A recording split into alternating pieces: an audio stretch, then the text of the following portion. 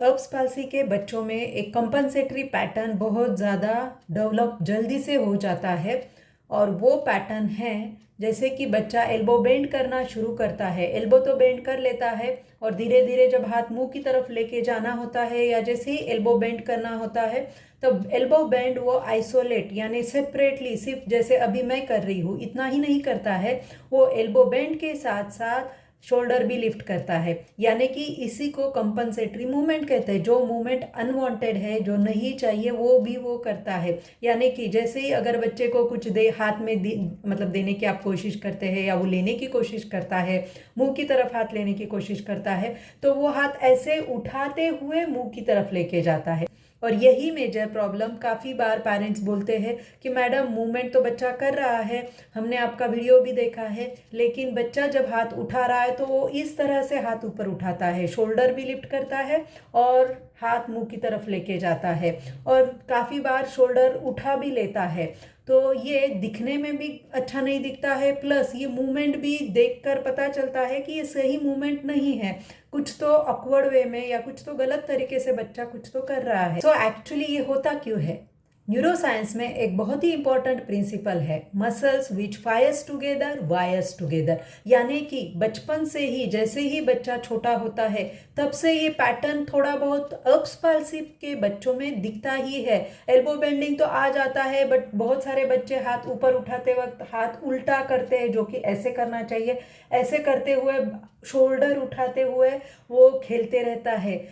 जो बच्चा 2 या 3 महीने के अंदर का होता है, 4 महीने के अंदर का होता है, लेकिन जब जैसे ही बच्चा धीरे धीरे आगे बढ़ता है ये पैटर्न जो है स्ट्रांग बनता है। यानी कि जो मसल्स एक साथ काम कर रहे हैं वो एक स्ट्रांग उनका वायरिंग यानी कि वो स्ट्रांग नेटवर्क में स्ट्रांग तरीके से एक्टिवेट होते हैं साथ में। यानी शोल्डर भी मूव होता है और एल्बो भी मूव होता है और ये ब्रेन सीख लेता है। इसी को पैटर्न कहते हैं, जो कि कंपनसेटरी यानी गलत पैटर्न है।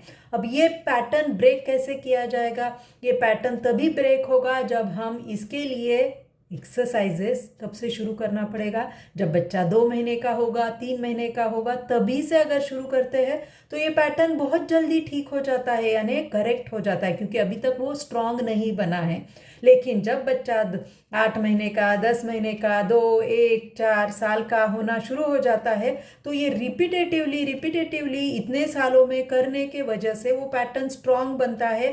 फिर वो पैटर्न ब्रेक करने के लिए मुश्किलें बहुत आती है। कौन सी? वो आपको भी पता है, बच्चा बैठता नहीं है, रोता है, सुनता नहीं है, भाग जाता है, बड़ा हो चुका है, एक्सरसाइज नहीं करने देता है, ये तो मतलब कॉमन प्रॉब्लम हो गए। बट मोस्ट इंपॉर्टेंट ब्रेन का पैटर्न क्या हो गया? वो बहुत स्ट्रांग हो गया है। अब ये पैटर्न ब्रेक करने में टाइम ज़्यादा चला जाता है, प्लस कोऑपरेशन बच्चे का कम हो जाता है, पेरेंट का पेशेंस कम हो जाता है और नतीजा ये हो जाता है कि वो गिव अप थोड़ा बहुत करना शुरू करते हैं, दोनों भी, बच्चा भी और पेरेंट्स भी।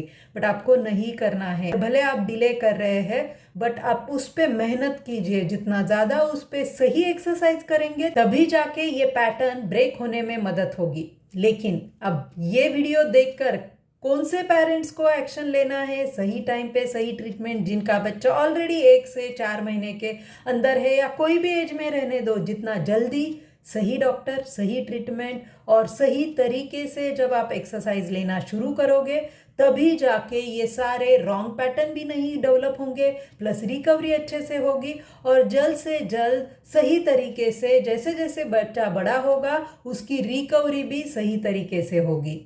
और इसीलिए बच्चा जब छोटा होता है तो अर्ली फेज, उसके बाद लेट फेज और उसके बाद advance phase, step by step exercise करना अर्ब्स पाल्सी के हर एक बच्चे के लिए ज़रूरी है।